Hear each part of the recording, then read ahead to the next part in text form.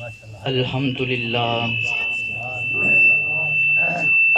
للہ رب العالمین والصلاة والسلام على سیدنا محمد وعلى آلہ واصحابہ وازواجہ وذریتہ وأولیاء أمته وعلماء أهل سنته أجمعين سبحان اللہ فأعوذ بالله من الشيطان الرجيم بسم الله الرحمن الرحيم تبارك الذي نزل الفرقان على عبده ليكون للعالمين نذيرا صدق الله العظيم وصدق رسوله النبي الكريم الأمين ونحن على ذلك لمن الشاهدين والشاكرين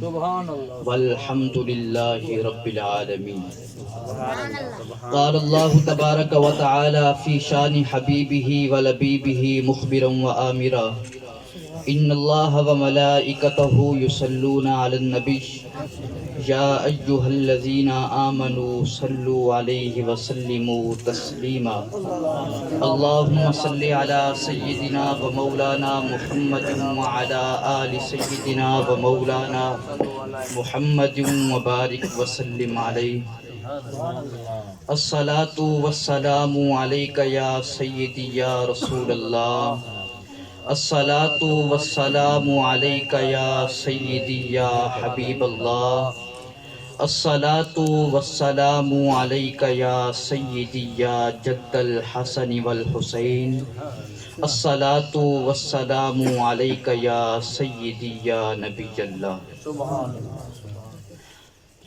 آپ کی آمد تھی کہ اصنام حرم ٹوٹ گئے سبحان اللہ آپ کی آمد تھی کہ اصنام حرم ٹوٹ گئے آپ کا آنا تھا کہ شہزوروں کے دم ٹوٹ گئے اور تیرے اوصاف کا ایک باب بھی پورا نہ ہوا یا رسول اللہ صلی اللہ علیہ وسلم تیرے اوصاف کا ایک باب بھی پورا نہ ہوا ہو گئی زندگیاں ختم اور قلم ٹوٹ گئے ہو گئی زندگیاں ختم اور قلم ٹوٹ گئے اور یہ تو روز کن سے بھی پہلے زمانے کی کہانی ہے سبحان اللہ یہ روز کن سے بھی پہلے زمانے کی کہانی ہے کہ دو عالم میں محمد کا نسانی تھا نسانی ہے کہ دو عالم میں محمد کا نسانی تھا نسانی ہے احباب ذی وقار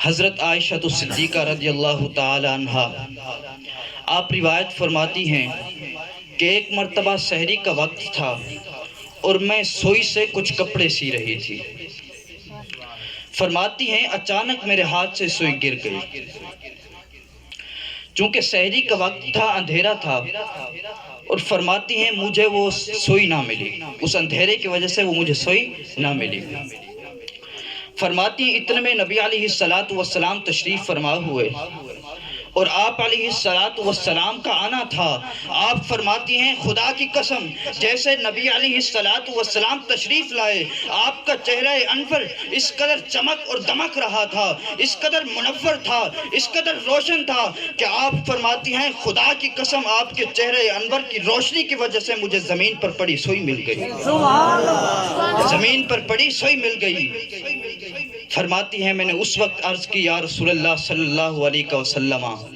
اللہ نے آپ کو کس قدر مبارک بنایا ہے اللہ نے آپ کو کیسا منور چہرہ عطا کیا ہے فرماتی ہیں اس وقت نبی علیہ السلام نے فرمایا اے عائشہ لیکن ایک بات اور بھی ہے عرض کرتی ہیں میں نے کہا یا رسول اللہ وہ کیا فرماتی ہیں نبی علیہ السلام نے فرمایا یا عائشہ ویل لمن لم یرانی فی یوم القیامہ اے عائشہ ویل ہے اس شخص کے لیے جس نے قیامت والے دن مجھ محمد کو نہ دیکھا ہلاکت ہے اس شخص کے لیے جس نے قیامت والے دن اس سونے مکھڑے کو نہ دیکھا اور ویل کہتے ہیں جہنم کی ایک وادی کو اور یہ ایک ایسی وادی ہے کہ جب جہنم میں آگ بجھنے لگتی ہے آگ میں ٹھنڈ پڑنے لگتی ہے، وہ آگ ٹھنڈی ہونے لگتی ہے تو اس وادی سے آگ کو نکال کر جہنم میں پھینکا جاتا ہے اور اس کی آگ کو دوبارہ بھڑکایا جاتا ہے۔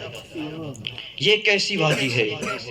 اور ایک روایت میں ہے کہ ویل جہنمیوں کے پیپ کو کہتے ہیں، یہ جہنمیوں کا پیپ ہے۔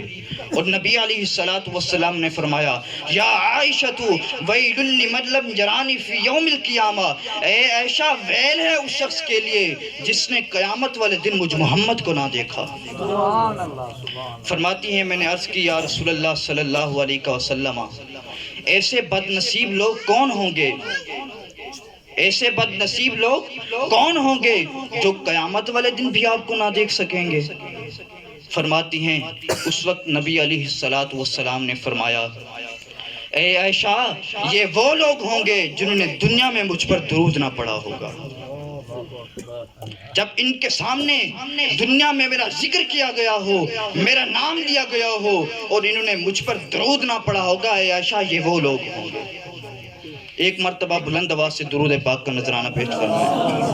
اللہم صلی علی سیدنا و مولانا محمد وعلی آل سیدنا و مولانا محمد وبارک وسلم علیہ۔ اور دیکھیں مزے کی بات یہ ہے کہ جب کوئی شخص درود پڑھتا ہے اور صرف اسے زبان سے پڑھتا ہے دل سے نہیں، اللہ اسے قبول کرتا ہے۔ سبحان اللہ۔ جب ہم درود پڑھتے ہیں، حضور پر سلام بھیجتے ہیں اور صرف ہمارے لب ہلتے ہیں، ہماری زبان ہلتی ہے اور صرف زبان سے پڑھتے ہیں، سچے من سے نہیں پڑھتے، سچے من سے نہیں پڑھتے، دل لگا کر نہیں پڑھتے، اللہ اسے تب بھی قبول کرتا ہے۔ اور آپ دیکھ لیں باقی جتنی عبادات ہیں، نماز ہے، روزہ ہے، حج ہے، زکوٰۃ ہے، الغرض جتنی عبادات ہیں، جتنے اعمال صالحہ ہیں، اگر ان کو سچے من سے نہ کیا جائے اللہ انہیں قبول نہیں کرتا۔ آپ نماز پڑھتے ہیں اور یہ یقین کے ساتھ، گارنٹی کے ساتھ، قطعی طور پر ہم یہ نہیں کہہ سکتے اللہ نے تمہاری نماز کو قبول کیا یا نہ کیا۔ آپ روزہ رکھتے ہیں تو گارنٹی کے ساتھ قطعی طور پر آپ یہ نہیں کہہ سکتے کہ اللہ نے تمہارا روزہ قبول کیا یا نہیں کیا۔ آپ حج کرتے ہیں تو قطعی طور پر آپ یہ نہیں کہہ سکتے کہ اللہ نے ہمارا حج قبول کیا یا نہیں کیا۔ آپ عمرہ کرتے ہیں تو قطعی طور پر آپ یہ نہیں کہہ سکتے کہ اللہ نے تمہارا عمرہ قبول کیا یا نہیں کیا۔ جبکہ آپ درود پڑھتے ہیں تو آپ قطعی طور پر گارنٹی کے ساتھ آپ یہ کہہ سکتے ہیں کہ اللہ نے ہمارا درود کو قبول کر لیا، قبول کر لیا۔ کیوں؟ اس کا راز کیا ہے؟ اس کے بہت بڑے بڑے راز ہیں، لیکن ایک سادہ سا چھوٹا سا اور ایک آسان سا راز آپ کو بتانے جا رہا ہوں۔ ایک مرتبہ درود پاک کا نذرانہ پیش فرمائیں۔ اللہم صلی علی سیدنا و مولانا محمد مبارک وسلم علیہ۔ دیکھیں آپ درود پڑھتے ہیں تو کہتے ہیں اللہم صلی علی سیدنا محمد، اے اللہ تو ہمارے آقا و مولا حضرت محمد صلی اللہ علیہ وسلم پر درود پڑھ۔ ہم یہ نہیں کہتے اے اللہ میں درود پڑھتا ہوں، اے اللہ ہم درود پڑھتے ہیں، اے اللہ تم درود پڑھتے ہو، اے اللہ آپ درود پڑھتے ہو۔ ہم کیا کہتے ہیں؟ اے اللہ تو درود پڑھ ہمارے آقا و مولا حضرت محمد صلی اللہ علیہ وسلم پر۔ جبکہ ہم نماز پڑھتے ہیں تو ہم کہتے ہیں ایاک نعبد و ایاک نستعین، سبحان اللہ۔ اے اللہ ہم تیری ہی عبادت کرتے ہیں اور ہم تجھی سے مدد مانگتے ہیں۔ ہم تشہد میں بیٹھتے ہیں تو ہم کہتے ہیں رب اجعلنی مقیم الصلاۃ، اے میرے رب مجھے نمازی بنا۔ ہم دعا مانگتے ہیں تو ہم کہتے ہیں ربنا آتنا فی الدنیا حسنۃ وفی الآخرۃ حسنۃ وقنا عذاب النار، اے ہمارے رب ہمیں عطا کر دنیا میں بھی بھلائی اور آخرت میں بھی بھلائی، واقعنا عذاب النار اور ہمیں بچا جہنم کے عذاب سے۔ سبحان اللہ سبحان اللہ ربنا فاغفر لنا ذنوبنا وکفر عنا سیئاتنا، اے ہمارے رب ہمارے بڑے گناہوں کو بخش اور ہمارے چھوٹے گناہوں کو بخش۔ جتنی عبادات کرتے ہیں وہاں ہم کہتے ہیں اے اللہ مجھے ہمیں، ہم چاہے دنیا کی دعا کرتے ہیں یا آخرت کی دعا کرتے ہیں، آخرت کی جیسے یا اللہ مجھے بخش دے، یا اللہ میری مغفرت فرما، یا اللہ مجھے جنت عطا فرما۔ جتنی عبادات کرتے ہیں وہاں ہم کیا کہتے ہیں میں اور ہم، لیکن اللہ نے درود پاک میں سے میں اور ہم کو نکال دیا، درود پاک میں سے میں اور ہم کا تصور ہی نہیں۔ آج آپ کی یہ تمام کی تمام عبادات رد ہو سکتی ہیں، اس کی وجہ کیا ہے؟ اس کی وجہ کیا ہے کہ جب یہ جو تمام عبادات رد ہوتی ہیں اس کی وجہ کیا ہے؟ کیونکہ یہ جو تمام عبادات رد ہوتی ہیں یہ رد ہی میں کی وجہ سے ہوتی ہیں، یہ جو ہماری اندر کی میں ہے یہ رد ہی میں کی وجہ سے ہوتی ہیں، اور جب درود میں لفظ میں ہی نہیں تو پھر وہ قبول نہ ہونے کا تصور کہاں سے؟ تو پھر یہ کیسے ہو سکتا ہے کہ وہ قبول ہی نہ ہو؟ باقی تمام کی تمام عبادات رد اس لیے ہو سکتی ہیں کیونکہ ان میں پائی جاتی ہے، اور درود پاک میں میں ہی نہیں تو پھر وہ قبول نہ ہو، یہ کیسے ہو سکتا ہے؟ اسے کہتے ہیں تجرید۔ تجرید یہ توحید کا کمال درجہ ہے کہ جس میں بندہ اپنے آپ کو مٹا دیتا ہے، اپنے آپ کو فنا کر دیتا ہے، اپنا نام و نشان مٹا دیتا ہے، اور بندہ بلند مقام اور مرتبہ بھی اسی وقت پا سکتا ہے جب وہ اپنے آپ کو فنا کرتا ہے۔ آج ہر شخص یہی چاہتا ہے کہ مجھے بلند مقام مل جائے، مجھے مرتبہ مل جائے، لیکن یہ مرتبہ اور مقام حاصل کرنے کے لیے پہلے اپنے آپ کو مٹانا پڑے گا۔ علامہ اقبال فرماتے ہیں مٹا دے اپنی ہستی کو اگر کچھ مرتبہ چاہے، کہ دانا خاک میں مل کر گل و گلزار ہوتا ہے۔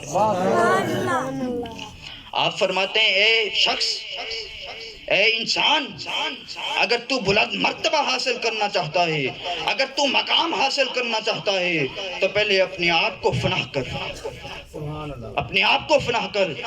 آپ فرماتے ہیں کہ جس طرح ایک گندم کا دانہ ہوتا ہے، آپ اس کو سنبھال کر رکھے رہیں کوئی فائدہ نہیں ہوگا، جب آپ اس کو مٹی میں ملاتے ہیں، جب وہ مٹی میں مل کر خاک میں مل کر فنا ہو جاتا ہے تو پھر وہ ایک سٹا نکالتا ہے جو ایک پھول کی شکل اختیار کرتا ہے اور لوگ اس سے استفادہ کرتے ہیں۔ اگر تم بھی چاہتے ہو کہ تم ایک پھول کی مانند بن جاؤ اور لوگ تمہاری خوشبوئیں سونگھیں، لوگ تم سے استفادہ کریں، تو پہلے اپنے آپ کو فنا کر دو، اپنے آپ کو خاک میں ملا دو، پھر یہ تمہیں مرتبہ اور مقام حاصل ہوگا۔ اور جب بندہ کہتا ہے اے اللہ تو ہمارے آقا و مولا حضرت محمد صلی اللہ علیہ وسلم پر درود پڑھ، تو یہ شخص یہ ریکویسٹ کرتا ہے، درخواست کرتا ہے، تو آگے سے جواب ملتا ہے اے میرے بندے جب تو پیدا ہی نہیں ہوا تھا میں تو تب سے درود بھیجتا ہوں، جب تو پیدا ہی نہیں ہوا تھا میں تو تب سے درود بھیجتا ہوں۔ ایک مرتبہ بلند آواز سے درود پاک کا نذرانہ پیش فرمائیں۔ اللہم صلی علی سیدنا و مولانا محمد مبارک وسلم علیہ۔ حمد و صلاۃ کے بعد میرے نہایت ہی واجب الاحترام سامعین کرام، عزیز دوستو، بزرگوں، اللہ رب العزت کا ہم سب پر بے پایا فضل اور کرم ہوا کہ اس پاک پروردگار ذات نے اپنی کروڑ ہا مخلوق میں سے ہم چند ناتواں بندوں کو اپنا اور اپنے پیارے حبیب علیہ السلام کا ذکر خیر کرنے کی توفیق عطا فرمائے، سبحان اللہ سبحان اللہ، اور ہمیں ایسی محفل میں لا بٹھایا، ایسے اجتماع میں لا بٹھایا کہ خدا کی قسم کہ جو شخص ان محافل میں آیا کرتا ہے، ایسے اجتماعات میں آیا کرتا ہے، وہ کبھی بدبخت نہیں ہوا کرتا، وہ کبھی بدبخت نہیں ہوا کرتا، کیونکہ ان محافل کی شان یہ ہوا کرتی ہے۔ اللہ کے حبیب علیہ السلام فرماتے ہیں کہ اللہ نے چند فرشتوں کو مقرر کیا ہے جن کی ڈیوٹی یہ ہوا کرتی ہے کہ وہ آسمانوں سے زمین پر نزول کرتے ہیں، زمین پر اترتے ہیں، اور ان کے اترنے کا مقصد زمین میں پھیل کر اللہ اور اس کے حبیب کے ذکر کی محافل کو تلاش کرنا ہوتا ہے۔ سبحان اللہ سبحان اللہ اور پھر جب ان فرشتوں میں سے کسی ایک فرشتے کو یا فرشتوں کی ایک جماعت کو جب ایسی محفل مل جاتی ہے تو وہ تمام فرشتوں کو ندا کرتے ہیں، اے فرشتوں جمع ہو جاؤ، جس چیز کی ہمیں تلاش تھی وہ ہمیں مل گئی۔ سبحان اللہ اور پھر وہ تمام کے تمام فرشتے جمع ہو جاتے ہیں اور اس محفل میں شریک ہو جاتے ہیں، اس محفل میں شرکت کرتے ہیں۔ اور پھر اتنا ہی نہیں، پھر جب محفل اختتام پذیر ہوتی ہے، محفل کا اختتام ہو جاتا ہے، وہ فرشتے آسمانوں پر چڑھ جاتے ہیں، اللہ کی بارگاہ میں حاضر ہوتے ہیں۔ اللہ عالم الغیب ہونے کے باوجود، سب کچھ جاننے کے باوجود وہ پاک ذات پوچھتی ہے، اے میرے فرشتوں کہاں سے آ رہے ہو، کہاں سے آ رہے ہو؟ فرشتے عرض کرتے ہیں، یا باری تعالیٰ تیرے پیارے بندوں کی محفل سے آ رہے ہیں جو تیرا اور تیرے حبیب کا ذکر کر رہے تھے۔ سبحان اللہ اللہ فرماتا ہے، اے میرے فرشتوں وہ کس چیز سے پناہ مانگ رہے تھے؟ فرشتے عرض کرتے ہیں، یا باری تعالیٰ وہ تجھ سے تیری جہنم سے پناہ مانگ رہے تھے۔ اللہ فرماتا ہے، اے میرے فرشتوں کیا انہوں نے میری جہنم کو دیکھا ہے؟ فرشتے عرض کرتے ہیں، مولا نہیں۔ اللہ فرماتا ہے، اے میرے فرشتوں اگر وہ میری جہنم کو دیکھ لیتے تو کیا کرتے؟ فرشتے عرض کرتے ہیں، یا باری تعالیٰ اگر وہ تیری جہنم کو دیکھ لیتے تو اور زیادہ پناہ حاصل کرتے۔ اللہ فرماتا ہے، اے میرے فرشتوں وہ کس چیز کی طلب کر رہے تھے؟ وہ کس چیز کی طلب کر رہے تھے؟ فرشتے عرض کرتے ہیں، یا باری تعالیٰ وہ تجھ سے تیری جنت کی طلب کر رہے تھے، تیری جنت کی طلب کر رہے تھے۔ اللہ فرماتا ہے، اے میرے فرشتوں کیا انہوں نے میری جنت کو دیکھا ہے؟ فرشتے عرض کرتے ہیں، مولا نہیں۔ اللہ فرماتا ہے، اگر وہ میری جنت کو دیکھ لیتے تو کیا کرتے؟ فرشتے عرض کرتے ہیں، یا باری تعالیٰ اگر وہ تیری جنت کو دیکھ لیتے تو اور زیادہ طلب کرتے۔ اللہ فرماتا ہے، اے میرے فرشتوں اگر ایسی بات ہے، اگر واقعی میں ایسا ہے تو پھر تم گواہ ہو جاؤ، میں نے ان تمام کے تمام کی بخشش کر دی، میں نے ان تمام کو معاف کر دیا۔ فرشتے عرض کرتے ہیں، یا باری تعالیٰ ان میں ایک بندہ تو ایسا بھی تھا جو تیرا اور تیرے حبیب کا ذکر نہ کرنے آیا تھا، اس کا مقصد تو کچھ اور تھا، اس کی غرض تو کچھ اور تھی۔ اللہ فرماتا ہے، میرے فرشتوں اگرچہ اس کا مقصد کچھ اور تھا، اس کی غرض کچھ اور تھی، لیکن جب وہ آ کر ان میرے پیارے بندوں کی صحبت میں بیٹھ گیا، میرے پیارے بندوں کے ساتھ بیٹھ گیا، خدا کی قسم مجھے میری عزت کی قسم مجھے یہ گوارا نہیں، مجھے یہ برداشت نہیں کہ جو میرے پیارے بندوں کی صحبت میں آ کر بیٹھ دے میں اسے عذاب میں مبتلا کر دوں۔ تم گواہ رہنا، میں سے اسے بھی بخش دیا، میں نے اس کی بھی بخشش کر دی، تم گواہ رہنا۔ یہ ان محافل کی شان ہوا کرتی ہے۔ اللہ کے حبیب علیہ السلام فرماتے ہیں، میرے صحابہ جب تمہارا گزر جنت کے باغات سے ہوا کرے تو کچھ چن لیا کرو، سبحان اللہ کچھ میوے حاصل کر لیا کرو۔ صحابہ عرض کرتے ہیں، یا رسول اللہ صلی اللہ علیہ وسلم بھلا دنیا میں جنت کے باغات کہاں؟ دنیا میں جنت کے باغات کہاں؟ اللہ کے حبیب علیہ السلام نے فرمایا، اے میرے صحابہ ذکر کے حلقے، یہ اللہ اور اس کے حبیب کے ذکر کی محافل دنیا میں جنت کے باغات ہوا کرتے ہیں۔ جب تمہارا گزر ان باغات سے ہوا کرے تو کچھ چن لیا کرو، کچھ حاصل کر لیا کرو۔ یہ انشان ان محافل کی ہوا کرتی ہے۔ اس پاک ذات کا فضل ہے کہ اس نے ہمیں ایسی محفل میں لا بٹھایا۔ سبحان اللہ اس پاک ذات سے دعا ہے کہ وہ پاک ذات تا دم حیات ہمیں ایسی محافل میں آتے جاتے رہنے کی اور اپنے ان پیارے ذاکرین بندوں سے وابستہ رہنے کی توفیق عطا فرمائے۔ آمین۔ آج ناچیز کو جس موضوع پر لب کشائی کرنے کی سعادت حاصل ہوئی، وہ موضوع کوئی کامن موضوع نہیں، وہ موضوع ہر خاص و عام ہے، وہ موضوع صحابہ ہے، وہ موضوع اولیاء ہے، وہ موضوع انبیاء ہے، وہ موضوع ملائک ہے، اور بس اتنا ہی نہیں، وہ موضوع خدا ہے، وہ موضوع خدا ہے کہ جب ایک مرتبہ حضرت عیسیٰ علیہ السلام اپنے چند حواریوں کے ہمراہ تشریف فرما تھے اور آپ نبی علیہ السلام کا تذکرہ کر رہے تھے، سبحان اللہ، آپ نے فرمایا کہ میرے بعد ایک نبی آنے والا ہے جو نبی آخر الزمان ہوگا، چلو تمہیں اس کا نام بھی بتاتا چلوں، اس کا نام احمد ہوگا، من بعد اسمہ احمد، اس کا نام بھی احمد ہوگا۔ تو وہ آپ کے 12 حواری تھے جو آپ کے سب سے خاص آدمی تھے، آپ کے سب سے خاص آدمی تھے۔ ان حواریوں میں سے ایک نے بولا، یا نبی اللہ، کیا وہ آپ سے بھی افضل ہوں گے کہ جن کے آپ بھی قصیدے پڑھ رہے ہیں، جن کی فضیلتیں آپ بھی بیان کر رہے ہیں، کیا وہ آپ سے بھی افضل ہوں گے؟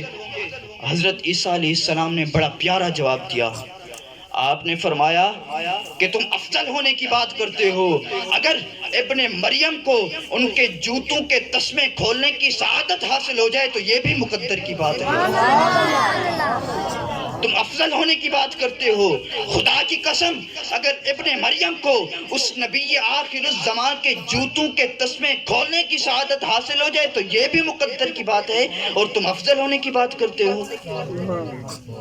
اور یہی میرا موضوع ہے، سبحان اللہ، یہی آج کا میرا موضوع ہے، میرا موضوع مقام مصطفیٰ ہے۔ سبحان اللہ،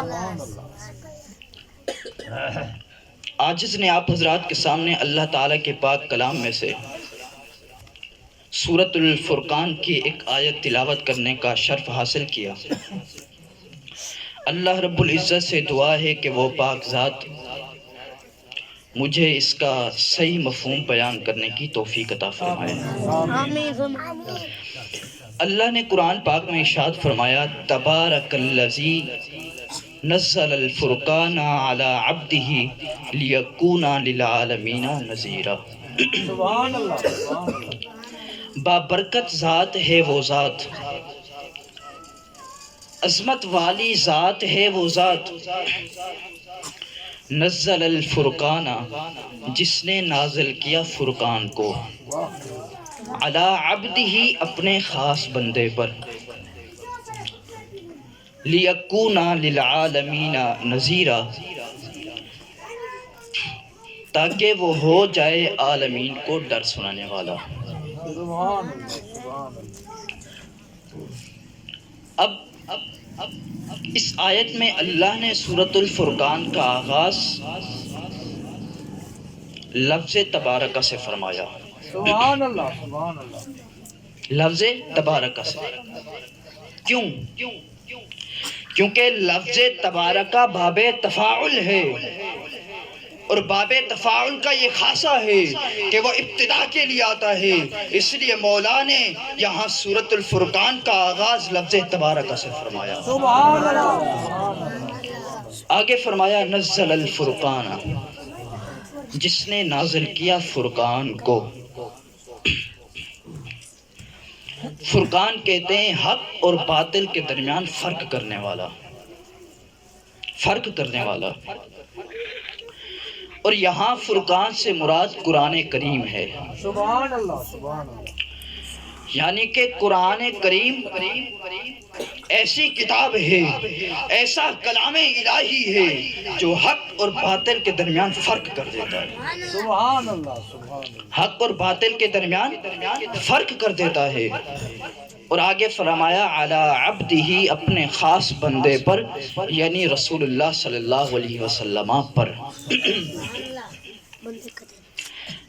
بعض تفاسیر میں لکھا ہے، مفسرین فرماتے ہیں کہ یہاں مولا نے جو فرقان فرمایا، یہاں فرقان سے مراد آسمانی کتب ہیں، تمام آسمانی کتب ہیں، اگر ہم یہاں فرقان سے تمام آسمانی کتب لیتے ہیں تو پھر پتہ یہ چلتا ہے کہ یہاں فرقان سے مراد تمام آسمانی کتب ہیں، تو پھر پتہ یہ چلتا ہے کہ اللہ نے قرآن مجید کے ساتھ ساتھ تمام آسمانی کتابیں بھی حضور کو نازل فرمائی۔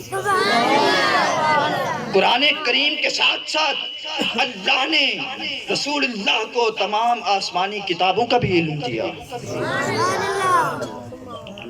پھر اعتراض یہ ہوتا ہے کہ اگر تم یہاں فرقان سے آسمانی کتب مراد لیتے ہو تو آگے جو عبد فرمایا اللہ نے، تو اعتراض یہ ہوتا ہے کہ یہاں عبد سے مراد بھی تو دوسرے نبی ہو سکتے ہیں۔ اگر تم فرقان سے تورات مراد لیتے ہو تو یہاں عبد سے موسیٰ علیہ السلام مراد ہو سکتے ہیں۔ اگر تم فرقان سے انجیل مراد لیتے ہو تو عبد سے عیسیٰ علیہ السلام مراد ہو سکتے ہیں، اور اگر تم فرقان سے زبور مراد لیتے ہو تو عبد سے داؤد علیہ السلام مراد ہو سکتے ہیں۔ تم نے یہ کیسے کہہ دیا یہاں عبد سے رسول اللہ مراد ہیں؟ اگر یہاں عبد سے رسول اللہ کو مراد لینا ہوتا تو یہاں اللہ تبارک و تعالی واضح طور پر رسول اللہ کا ذکر فرما دیتے، یا محمد یا احمد بلا دیتے، یہاں مولا نے عبد کیوں کہا؟ اگر تم کہتے ہو کہ یہاں عبد سے مراد رسول اللہ ہیں تو پھر واضح طور پر کہہ دیتے کہ یہاں محمد مراد ہیں، حضور کا نام لے لیتے۔ تم نے یہ کیسے کہہ دیا؟ تو پھر اس شاہ کے نبی اٹھ کھڑے ہوئے،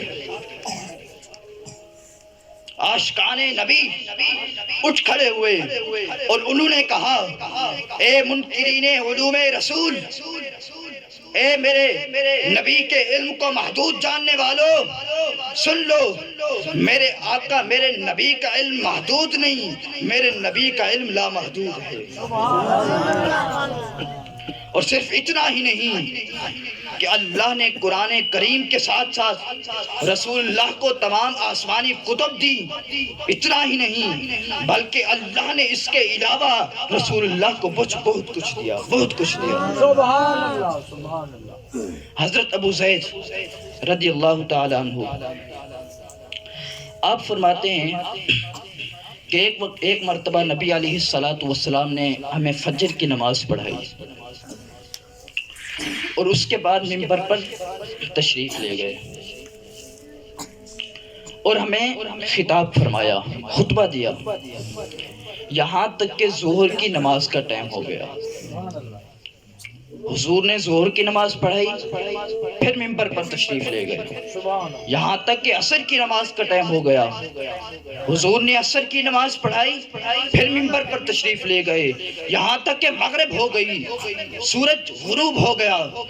وہ کہتے ہیں، وہ صحابی کہتے ہیں کہ رسول اللہ نے ہمیں اس درمیان اس پورے دن میں اخبرہ بما ہوا کانا و بما ہوا کائن، فرماتے ہیں کہ رسول اللہ نے اس پورے دن میں ہمیں وہ سب کچھ بتا دیا جو ہو چکا اور جو کچھ ہونے والا تھا۔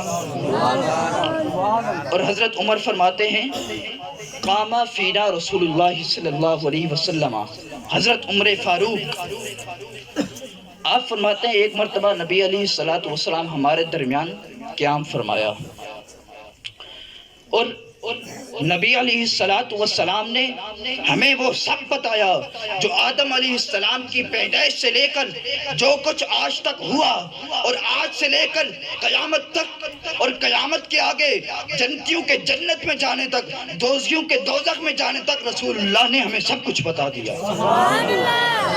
اور بس اتنا ہی نہیں، رسول اللہ نے ہمیں یہ بھی بتا دیا کہ میرا فلاں امتی جنت میں کس مقام پر ہوگا اور فلاں امتی کس مقام پر ہوگا۔ اور تم کہتے ہو رسول اللہ کا علم محدود ہے، میرے آقا کا علم لامحدود ہے۔ آگے مولا نے فرمایا نزلہ، اس نے نازل کیا۔ یہاں پر ایک اعتراض ہوتا ہے کہ یہاں مولا نے انزلہ کیوں نہیں کہا؟ کیونکہ انزلہ کا مطلب بھی نازل کرنا اور نزلہ کا مطلب بھی نازل کرنا. مولا نے یہاں انزلہ کیوں نہیں فرمایا, نزلہ کیوں؟ تو ان سے یہ کہہ دو کہ مولا نے یہاں انزلہ اسی لیے نہیں فرمایا کیونکہ انزلہ باب افعال ہے اور نزلہ باب تفعیل ہے. باب تفعیل کا یہ خاصہ ہے کہ وہ تدریج بالتدریج کے لیے آتا ہے، جبکہ باب افعال کا یہ خاصہ ہے کہ وہ یکبارگی کے لیے آتا ہے. اور جب مولا نے رسول اللہ پر قرآن کا نزول کیا تو مولا نے آہستہ آہستہ کیا، تدریج بالتدریج، آہستہ آہستہ قرآن کا نزول کیا، یک بار کی نہیں. مولا نے یہاں اس لیے نزلہ فرمایا کیونکہ جب رسول اللہ پر قرآن کا نزول ہوتا تھا ابتدا میں، جب حضرت جبرائیل علیہ السلام وحی لے کر آتے تھے اور آپ علیہ السلام کے سامنے قرآن پڑھتے تھے، تو آپ صلی اللہ علیہ وسلم جبرائیل علیہ السلام کے ساتھ قرآن پڑھنے کی کوشش کرتے تھے، اس کو ساتھ دہراتے تھے تاکہ وہ مجھے یاد ہو جائے، حفظ ہو جائے. لیکن آپ کو پڑھنے میں تھوڑا مشکل درپیش آتی ہے. جب مولا نے دیکھا کہ رسول اللہ کو پڑھنے میں تکلیف ہو رہی ہے، اللہ نے فرمایا لا تحرک لسانک لتعجل بہ، اے محبوب اپنے آپ کو تکلیف کیوں دیتے ہو، اپنے آپ کو، اپنی زبان کو جنبش دے کر، اپنی زبان کو حرکت دے کر اپنے آپ کو تکلیف میں کیوں ڈالتے ہو، اپنے آپ کو مشکل میں کیوں ڈالتے ہو. ان علینا جمع ہوا قرآن، قرآن کو جمع کرنا آپ کے سینے میں تو ہمارا ذمہ ہے، آپ کیوں مشکل میں پڑھتے ہیں. یہاں مولا نے نزلہ اس لیے نہیں، اس لیے فرمایا انزلہ اس لیے نہیں کیونکہ وہ پاک ذات یہ برداشت نہیں کرتی میرے حبیب کو تھوڑی سی تکلیف پیش ہو. اور اگر یہاں انزلہ فرما دیتے تو اس کا مطلب یہ ہوتا کہ اللہ نے پورے قرآن کو ایک ہی مرتبہ نازل کر دیا، اور اگر ایک ہی مرتبہ نازل کر دیتے تو رسول اللہ کو تکلیف ہوتی، آپ کو مشکل درپیش آتی. اس لیے مولا نے یہاں انزلہ نہیں نزلہ فرمایا. آگے فرمایا،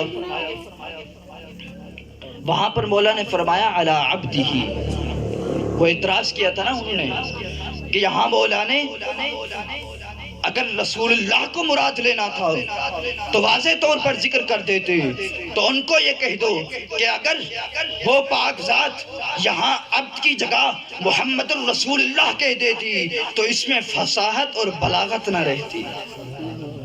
جبکہ قرآن مجید کی ہر آیت میں فصاحت اور بلاغت پائی جاتی ہے، ہر کلمے میں فصاحت اور بلاغت پائی جاتی ہے، بلکہ ہر حرف میں فصاحت پائی جاتی ہے. اگر یہاں وہ پاک ذات عبد کی جگہ محمد الرسول اللہ کہہ دیتی تو یہ فصاحت اور بلاغت نکل جاتی، اور یہ کلام الہی کے منافی ہے، کلام الہی کے منافی ہے. اور دوسرا جواب یہ ہے کہ اٹھاؤ فصاحت اور بلاغت کی کتب. مولانا عبد الرحمن قزوینی لکھتے ہیں کہ وَبِالْإِضَافَةِ لِأَنَّهَا أَكْثَرُ طَرِيقٍ او لِتَزَمُّنِهَا تَعْظِيمًا لِشَانِ الْمُضَافِ إِلَيْهِ أَوِ الْمُضَافِ أَوْ غَيْرِهِمَا. مولانا عبد الرحمن القزوینی لکھتے ہیں کہ جب مضاف الیہ کو مسند بالاضافہ لایا جائے، مسند الیہ کو معرفہ بالاضافت کے لایا جائے تو وہاں پر مضاف کی یا مضاف الیہ کی شان مقصود بیان کرنا ہوتی ہے. سبحان اللہ، سبحان اللہ. یہاں پر جو عبد بن رہا ہے وہ مضاف جو ہے وہ رسول اللہ کی ذات ہے، اور جو ہی ضمیر مضاف الیہ بن رہی ہے وہ اللہ تعالی کی ذات ہے. یہاں مولا نے رسول اللہ کا نام واضح طور پر اس لیے نہیں لیا کیونکہ اس پاک ذات کا مقصود یہاں پر بھی رسول اللہ کی شان بیان کرنا تھا. کیونکہ وہ پاک ذات تو چاہتی ہے کہ میرے پیارے بندے میرے پیارے حبیب کی شان بیان کرتے رہیں اور میں اس کو سنتا رہوں. سبحان اللہ، سبحان اللہ. میں اس کو سنتا رہوں.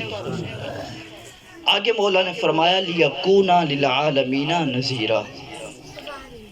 تاکہ وہ ہو جائے عالمین کو ڈر سنانے والے، سبحان اللہ ڈرانے والے۔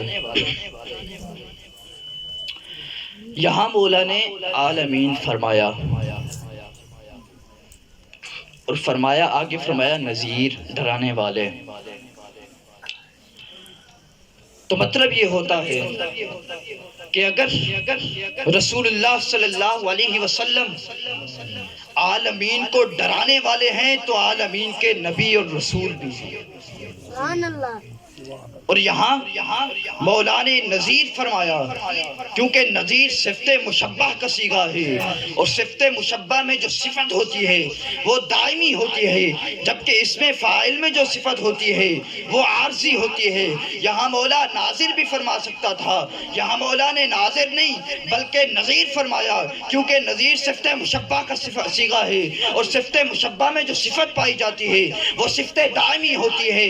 تو یہاں مولا کا یہ مقصود تھا، اللہ نے یہ بتانا تھا لوگوں میرے پیارے حبیب تمہیں عارضی طور پر ڈر سنانے والے نہیں، وہ عارضی طور پر نبی اور رسول نہیں بلکہ وہ قیامت تک نبی اور رسول ہیں، وہ قیامت تک نبی اور رسول ہیں۔ اور فرمایا للعالمین، عالمین کے لیے، یعنی کہ رسول اللہ عالمین کو ڈر سنانے والے بھی ہیں اور عالمین کے نبی اور رسول بھی ہیں۔ سبحان اللہ سبحان اللہ۔ عالمین کہتے ہیں جہانوں کو، عالم ایک جہان، یہ جو انسان ہے نا یہ ایک الگ جہان ہے، جنات یہ الگ جہان ہے، کیڑے مکوڑے یہ الگ جہان ہے، یہ جانور یہ الگ جہان ہے۔ مفسرین فرماتے ہیں اسی طرح کل 18,000 عالم ہیں، 18,000 جہان ہیں، اور رسول اللہ ان 18,000 عالموں کے نبی ہیں، اس 18,000 عالم کے نبی ہیں۔ اور بس اتنا ہی نہیں، صرف عالمین کے نبی اور رسول بھی نہیں بلکہ یہ عالمین بنا ہی رسول اللہ کے صدقے سے ہے۔ سبحان اللہ۔ اگر رسول اللہ نہ ہوتے تو یہ عالم نہ ہوتا، نہ انسان ہوتے، نہ جنات ہوتے، نہ حجر شجر ہوتے، نہ یہ چرند پرند ہوتے، کچھ بھی نہ ہوتا۔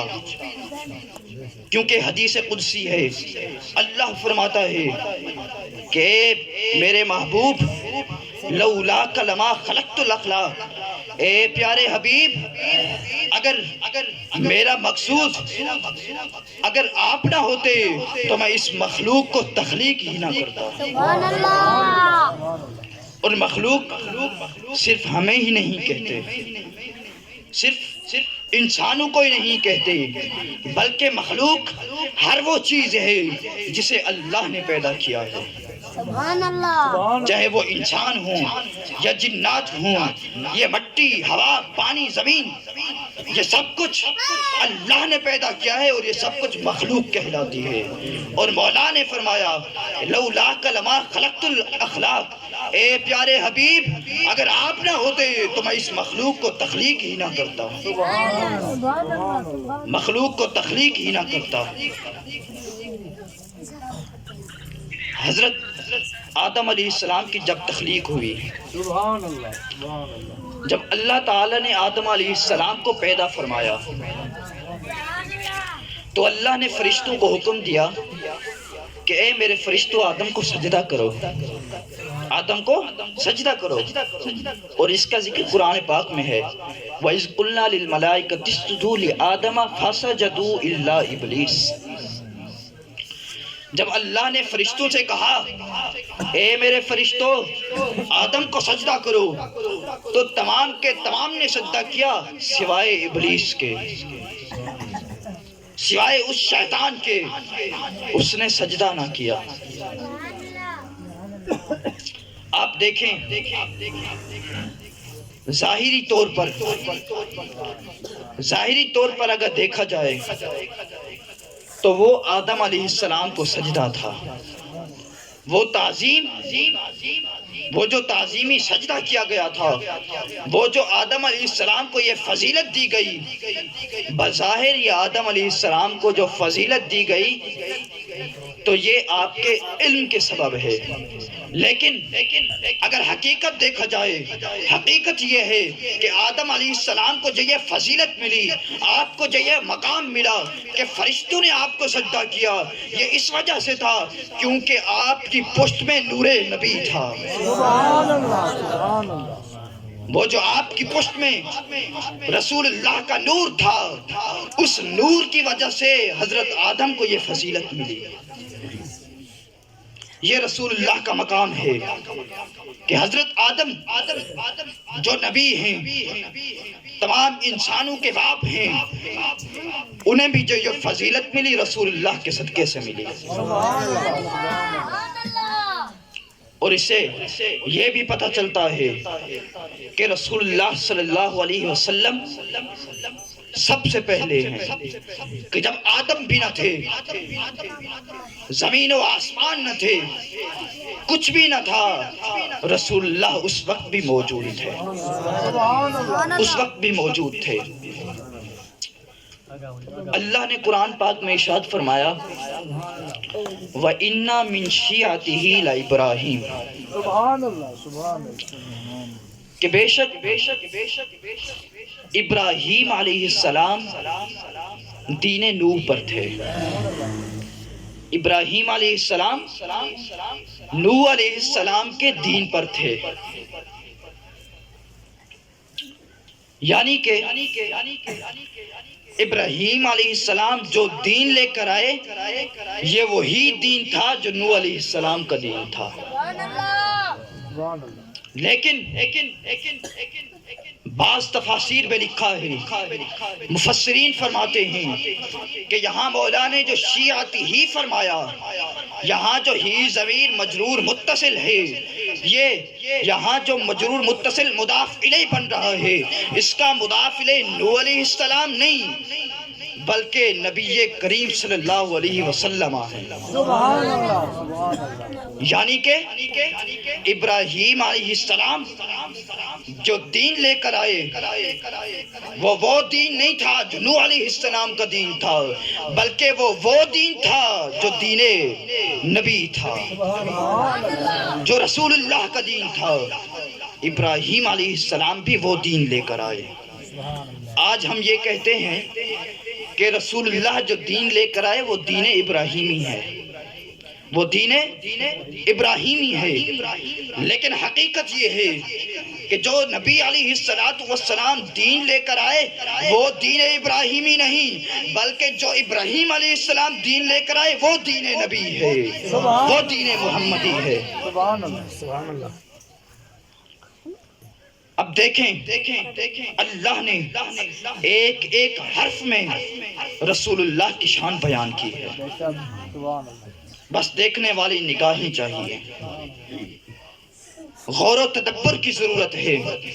اللہ نے پورے قرآن میں رسول اللہ کی شان بیان کی ہے، سبحان اللہ، سبحان۔ آپ کا یہ مقام ہے۔ اللہ نے فرمایا الحمدللہ رب العالمین،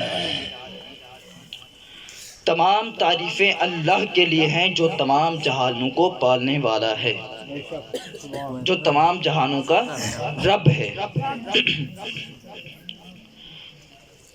یہاں مولا نے فرمایا الحمدو، تمام تعریفیں۔ یہاں پر جو الف لام ہے نا، اس کی دو قسمیں ہیں، الف لام اسمی اور الف لام حرفی۔ پھر الف لام حرفی کی بھی دو قسمیں ہیں، الف لام زائدہ اور الف لام غیر زائدہ۔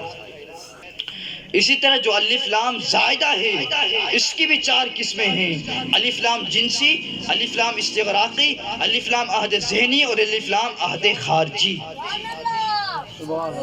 یہاں جو مولا نے فرمایا الحمدو، یہااں پر جو الف لام ہے اس کے دو احتمال ہیں، دو احتمال ہیں، یا تو یہ الف لام استغراق کا ہے یا الف لام جنس کا ہے۔ اگر ہم یہاں الف لام استغراق کا مانتے ہیں اگر یہاں الف لام سے مراد الف لام استغراق کر لیتے ہیں تو پھر مطلب یہ ہوگا کہ تمام کی تمام تعریفیں اللہ کے لیے ہیں، تاکہ وہ جو چاہے کرے، جہاں چاہے کرے، جیسے چاہے کرے، وہ تمام کی تمام تعریفیں اللہ کے لیے ہیں۔ سبحان اللہ سبحان اللہ اگر کوئی انسان کی تعریف کرتا ہے تو وہ بھی اللہ کے لیے ہوگی، لیکن اگر یہاں الف لام سے مراد الف لام جنس کا لیتے ہیں تو پھر اس کا مطلب یہ نہیں ہوگا کہ ہر تمام کی تمام تعریفیں اللہ کے لیے ہیں، چاہے وہ جو بھی کرے، جیسے کرے، جہاں کرے۔ پھر اس کا مطلب یہ ہوگا کہ اگر ہم الف لام جنس کا لیتے ہیں تو پھر اس کا مطلب یہ ہوگا کہ تمام کی تمام تعریفیں اللہ کے لیے نہیں۔ پھر یہ نہیں چلے گا کہ جیسے تم تعریفیں کرتے رہو اللہ کے لیے ہوں گی، نہیں، پھر اس کا مطلب یہ ہوگا کہ اللہ کے لیے صرف وہی تعریف مانی جائے گی جو رسول اللہ نے کی۔ اگر تم ویسی اللہ کی حمد و ثنا بیان کرو گے جیسے رسول اللہ نے کی تو پھر یہ حمد قابل قبول ہوگی، ورنہ نہیں، ورنہ نہیں۔ آج اگر ہم جب نماز پڑھتے ہیں تو نماز میں اگر ہم قیام میں ہم تسبیح پڑھتے رہیں، رکوع میں قرات کرتے رہیں، تشہد میں تسبیح پڑھتے رہیں تو ہماری نماز نہیں ہوگی۔ کیوں؟ اس کی وجہ کیا ہے؟ اس کی وجہ یہ ہے کیونکہ اس طرح رسول اللہ نے نماز نہیں پڑھی، سبحان اللہ یہ رسول اللہ کا طریقہ نہیں تھا، اور اللہ نے فرما دیا کہ جو میرے پیارے حبیب کے طریقے کی مخالفت کرے گا میں اسے قبول نہیں کروں گا۔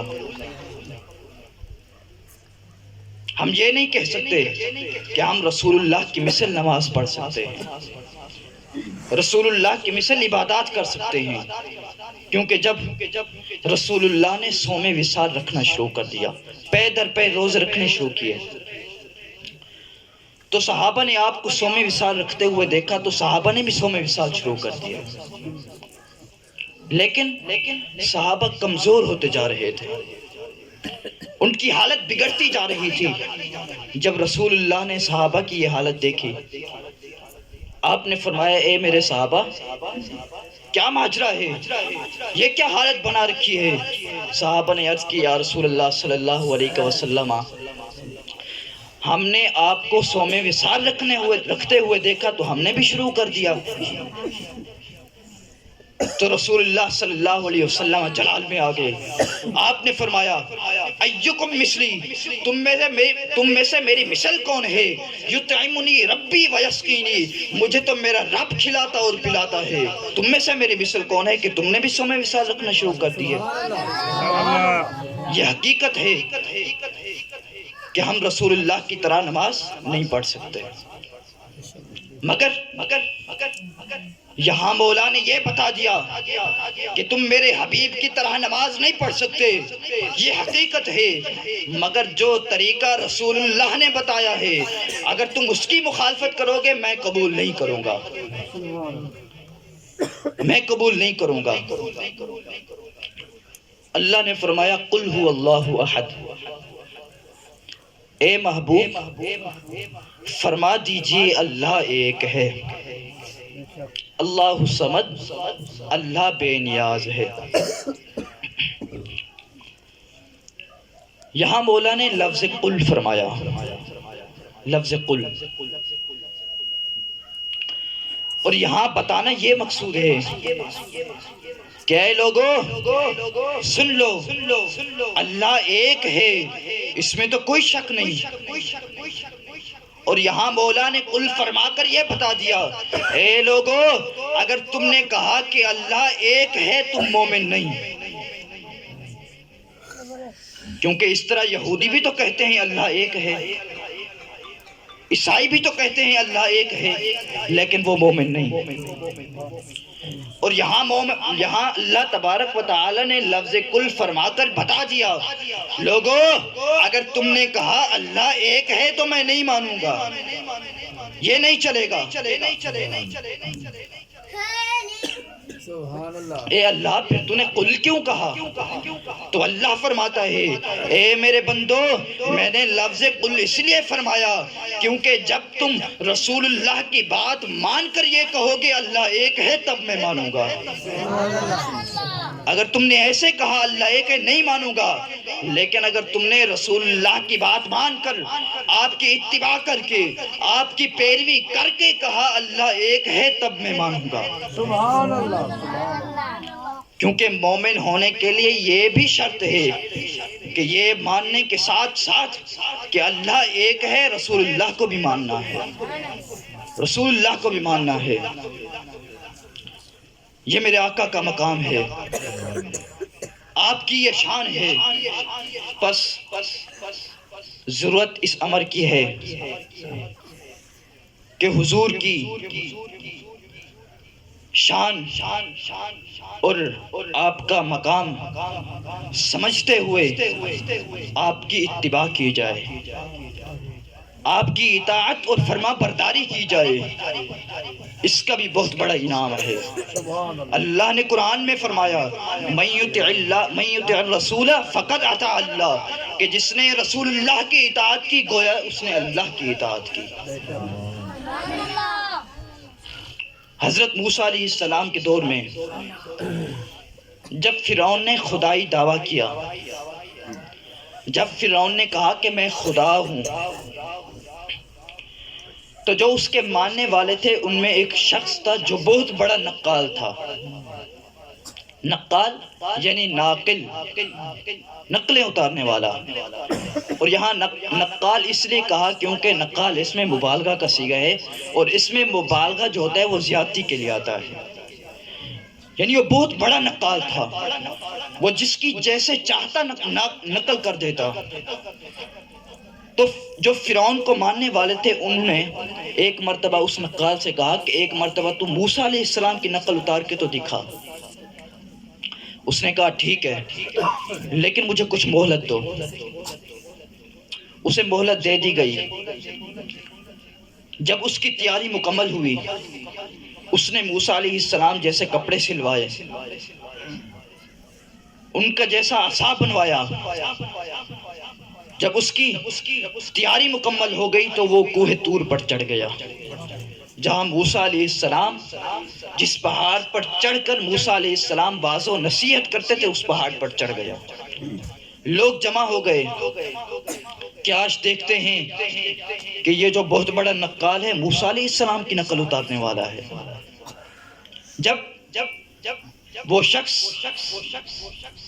پہاڑ پر چڑھا اور اس نے نقل اتارنا شروع ہی کی تھی، اوپر آسمانوں پر اللہ تبارک و تعالی یہ تمام ملاحظہ فرما رہے تھے۔ جب اس نے نقل اتارنا شروع کر دی تو اللہ نے فرمایا اے جبرائیل یہ کیا دیکھ رہے ہو؟ جبرائیل عرض کرتے ہیں یا باری تعالی یہ تیرے پیارے کلیم اللہ کی نقل اتار رہا ہے، یہ تیرے پیارے بندے کی نقل اتار رہا ہے۔ تو اللہ نے فرمایا اے جبرائیل اگر ایسا ہے تو پھر گواہ ہو جاؤ، گواہ رہنا کہ جب میں فرعون اور آل فرعون کو غرق کروں گا اسے ڈوبنے نہیں دوں گا، اسے ڈوبنے ہی نہیں دوں گا۔ جبرائیل علیہ السلام عرض کرتے ہیں یا باری تعالی وہ کیوں؟ اللہ فرماتا ہے اے جبرائیل کیونکہ اس نے میرے پیارے بندے کی نقل اتاری ہے، اس نے میرے پیارے کلیم اللہ کی اداؤں کو اپنایا ہے، اگرچہ اس کی نیت غلط تھی لیکن جب اس نے میرے پیارے بندے کی نقلیں اتاری ہیں، خدا مجھے میری عزت کی قسم مجھے یہ گوارا نہیں کہ جو میرے پیارے بندوں کی اداؤں کو اپناتا ہے میں اسے عذاب میں مبتلا کر دوں۔ تم گواہ رہنا کہ جب میں فرعون اور آل فرعون کو غرق کروں گا اسے ڈوبنے نہیں دوں گا۔ آپ سوچیں کہ وہ کلیم اللہ تھے جن کی نقل اس شخص نے اتاری تھی اور اس نے غلط نیت کے ساتھ مگر اللہ کو اس قدر پسند آیا کہ اللہ نے اسے معاف کر دیا، اسے بخش دیا۔ سبحان اللہ، سبحان اللہ۔ تو پھر آپ اندازہ لگائیں کہ وہ تو کریم اللہ تھے، اور جو حبیب اللہ رسول اللہ صلی اللہ علیہ وسلم کی اداؤں کو اپنائے گا وہ اللہ کو کس قدر محبوب ہوگا، سبحان اللہ۔ وہ اللہ کو کس قدر محبوب ہوگا۔ پس ضرورت اس امر کی ہے کہ آج رسول اللہ صلی اللہ علیہ وسلم کی اتباع کی جائے، آپ کی پیروی کی جائے، آپ کے فرامین پر عمل کیا جائے۔